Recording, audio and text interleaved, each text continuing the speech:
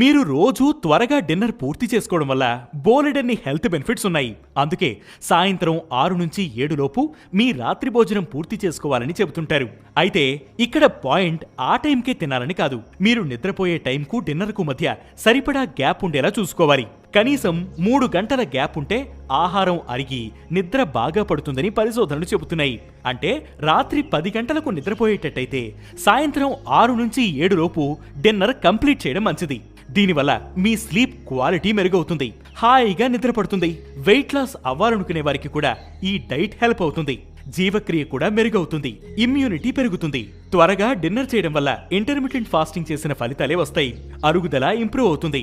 మలబద్ధకం సమస్య ఉన్న వారికి కూడా ఈ ఎర్లీ డిన్నర్ కాన్సెప్ట్ ఫాలో కావడం వల్ల ఆ సమస్య తొలగిపోతుంది. అలాగే ఉదయాన్నే నిద్ర లేచాక కూడా మీరు చురుకుగా ఉంటారు.